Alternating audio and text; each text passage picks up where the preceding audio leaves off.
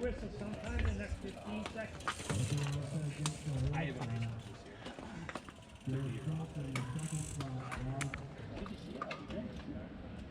And we're off. We'll catch you after.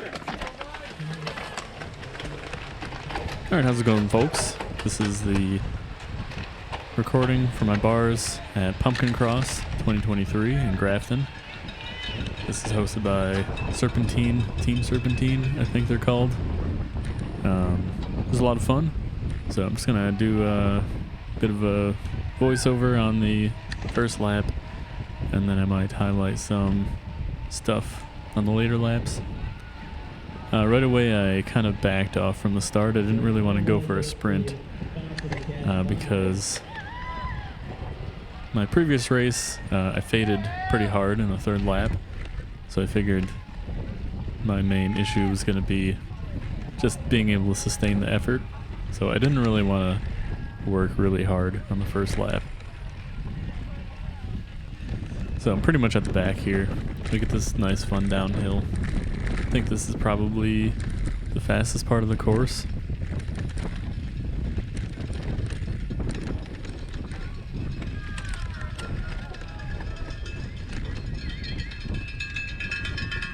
And it kind of zigzags around, come past this bridge, and then we go past, I think these are the kilns. This was Lime Kiln Park in Grafton. So on the right here, I'm pretty sure that's what that's referring to. So got some sort of historical significance. So we got a little bit of gravel here. We also end up hitting this kind of gravel mound. I don't know what you call this, but this was kind of fun actually. You can kind of send it off of this, which is probably not fast, but it was fun. You can tell obviously this is a disc golf course normally, because we got some goals here and there.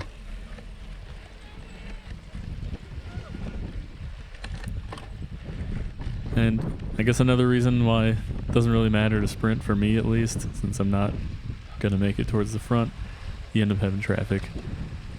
This is kind of a set of switchbacks here. I don't know if you'd really call them switchbacks, but these off-camber kind of slow corners.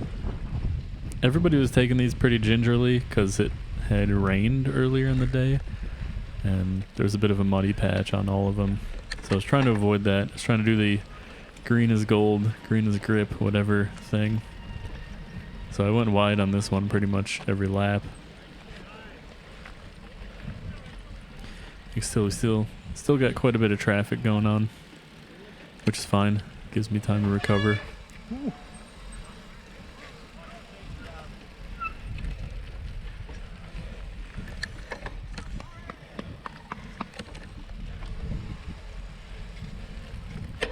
Yeah, despite all the mud, I didn't actually fully slip out anywhere. I didn't have to put a foot down at all, except for, there's Jason on the left, except for one time through the sand. I had to dismount, and then obviously for the big hill, but pretty much, oh, and the run up. Aside from those, pretty much stayed upright on the bike, didn't crash, which is a plus in my book.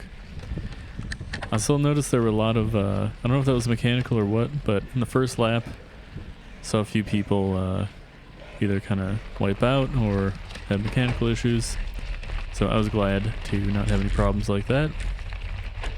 Try to take good care of my bike, and I usually take the corners very conservatively. Slowly, maybe is another word for that. This turn right here really frustrated me throughout the whole race. I could never really come up here very fast. On here I get blocked a little bit. This is Jess, I think. And this is the steep climb. Obviously, you can tell from the camera angle, I fully lifted my bike for this.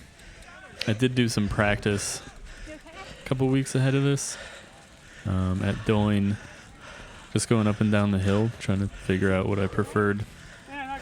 And for the really steep stuff, I feel like I prefer to, fully carry the bike. I don't know why. It seems easier than pushing it. And I don't think I ever really had a nice smooth remount at the top of this. This one was probably the worst one, unfortunately. So I lost that place that I'd gained. I don't know if I really gained it or not, but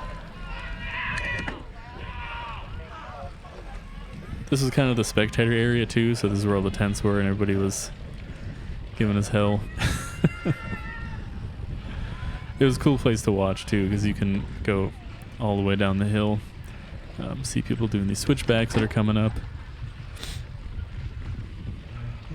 This part for me was kind of hard. I thought I'd be able to do this a lot faster, but because of the mud, I didn't really want to risk wiping out. So I kind of went straight into that bush every time and had to basically stop and then come up here. And I heard, or I guess I saw in the later races, they changed that to be even harder for the higher cats, or I guess the lower cats. I don't know how that works.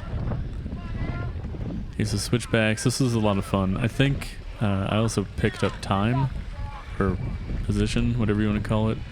I gained position on people here. Got closer to the people in front of me. I don't think I ever passed anybody off of this.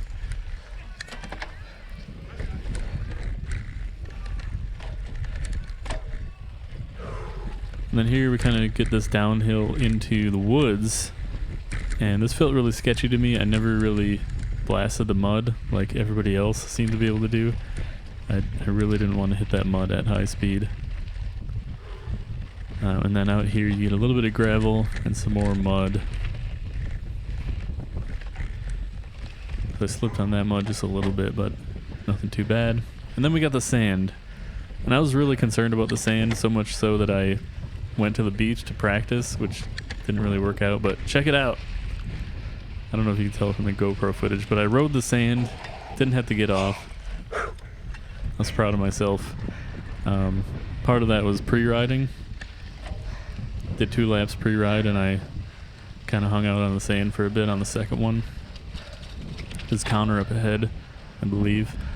And I was very excited to have caught up to Connor, because usually he rides away from me in the practices.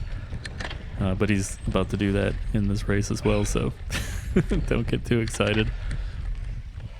Also, I believe ahead of him is Tim, who is the guy I was behind for nearly a whole lap, or maybe an entire lap on Richfield.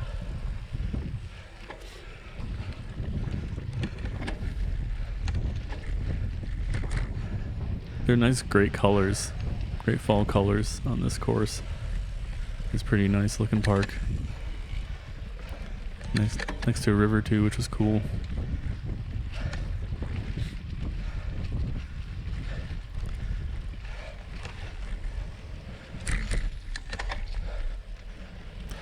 We got the pits, this dual-sided pit. I don't know if that's normal or not.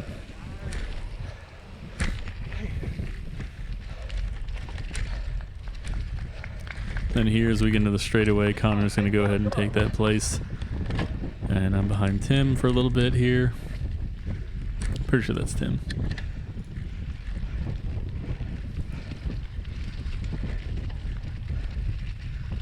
I will learn these people's names eventually. I was feeling pretty good on the day, at least at the start of the race. So I wasn't too tired yet. I'm at 173, which is decently high for me, but not like I was at Richfield. So here we kind of go pretty slow up here, but I did notice once we got to the top, he was still going pretty slow. So I took that opportunity to take that place.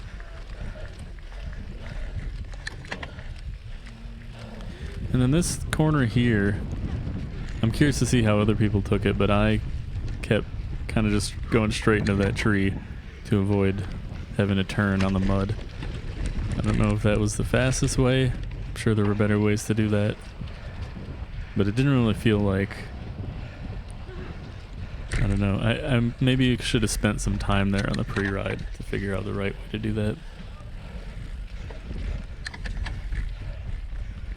And then we get this cool part. I don't know if I'd call it cool, but it's a feature.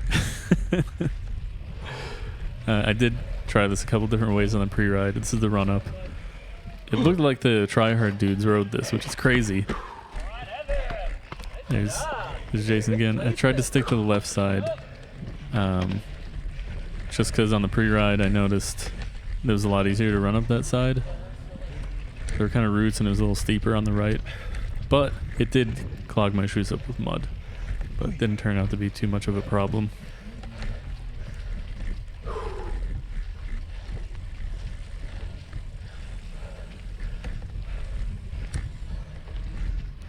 Yeah, it was a great looking course. It was a lot of fun too.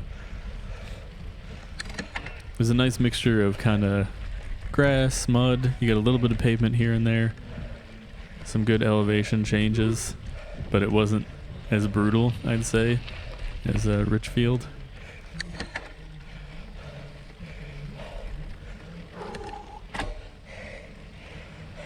Yeah, so then we come across, or basically through the staging area back to the start here.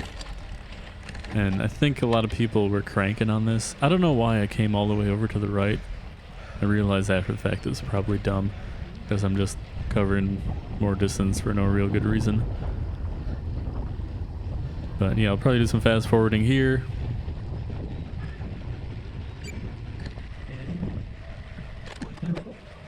Oh yeah, I forgot. So here Jess cranks past me on the left side.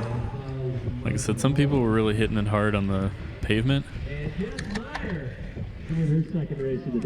I did not have that much energy left in me already at this point.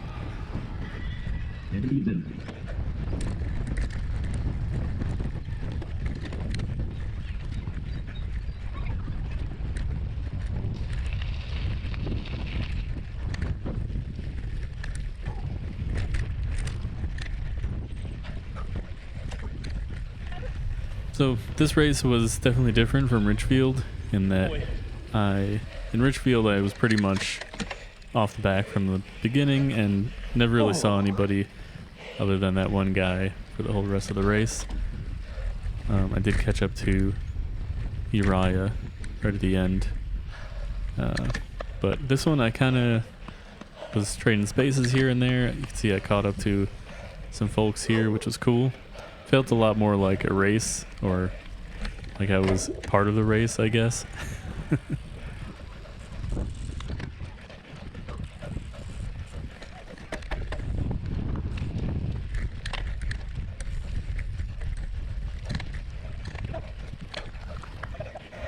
This one was cool too, that you could access most parts of the course as a spectator, so there's people all over cheering you on, yelling at you. And it was great for taking photos too.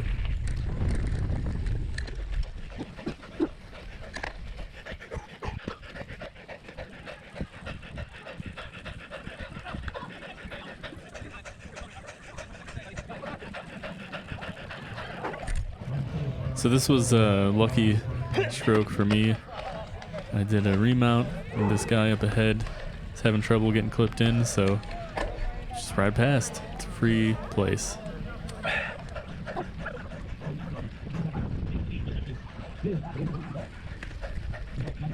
One thing I did try to do on this race that I didn't really pay any attention to on Richfield was, you know, paying attention to my heart rate and trying to control it. So I took it pretty easy up at the top of this, just because I knew my heart rate would be spiked from going up the hill. And I didn't want to be totally in the red while going through this thing. I caught pretty much up to this guy on the switchbacks, which is cool. It felt like some level of technical skill paying off, I guess, that I was able to close that gap, but he's gonna ride away eventually anyway. That's fine.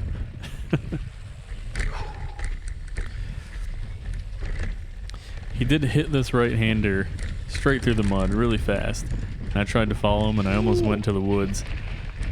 Yeah, I didn't really handle the mud there very well. And then check this out right here. Huge drift. I almost went down there, but I caught it. That was one of my prouder moments. That and the ability to ride the sand. So here I go for the sand again. And this was I guess a great example of why riding the sand is good. Come into the rut. I went past both of them on the sand, and I heard Jess talking, I think on the next lap, that she was getting sand in her cleats and couldn't get clipped in. So another reason why gotta ride the sand. Gotta commit to the rut.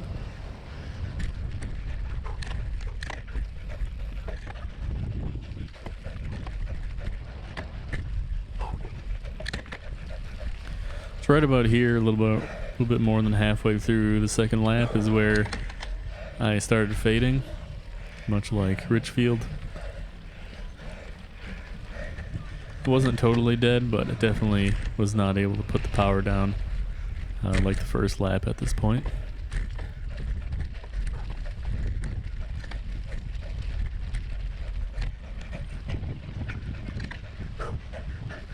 So here on this hill, which is barely a hill, I'm struggling to get up it because I've used up all the energy I had for the day, I guess. And Jess comes past.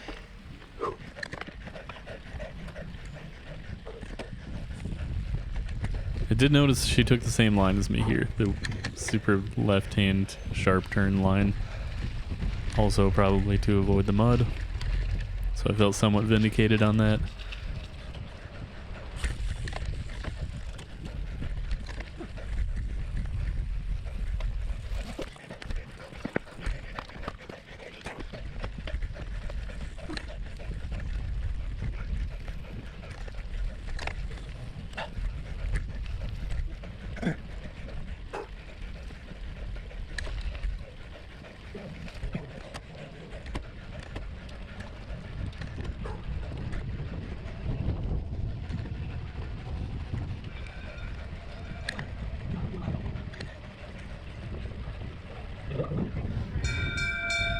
There we go, I got the bell for one lap to go. I'm pretty sure, I guess I don't know, but I think I was the last rider who got a third lap.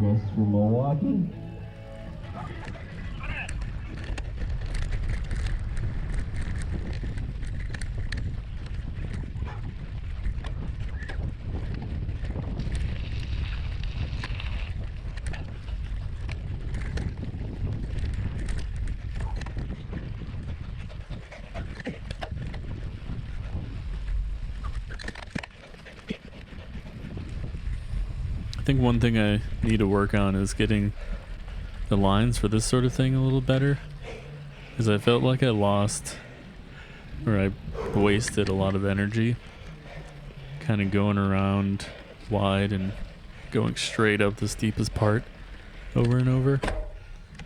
There was probably a better way to do most of those.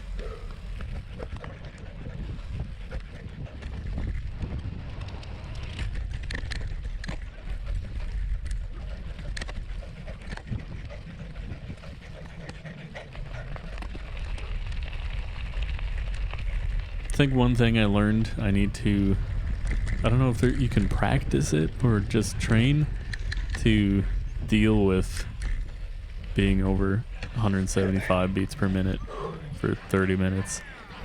I guess that's threshold. Do you do threshold training, zone 3? I don't even know. I did get an alert from Training Peaks after this race that I hit a new threshold heart rate.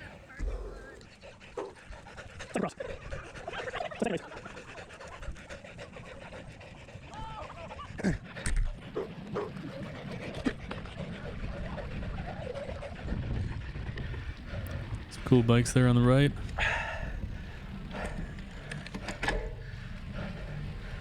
Taco truck on the left. I definitely got some tacos after my race.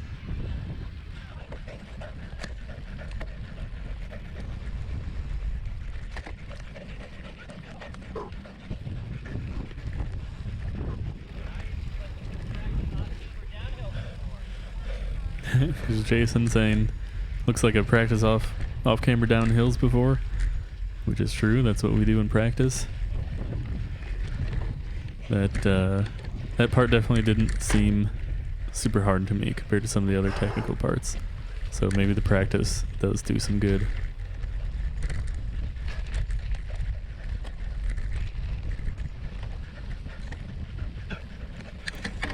Gonna go for the third sand.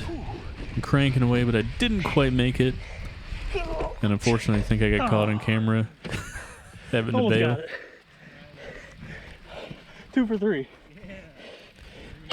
I did notice after the fact that all the pro dudes stuck way to the right side, which makes sense because you don't have to go through as much sand if you do that. So next time I will pay attention to that, I suppose.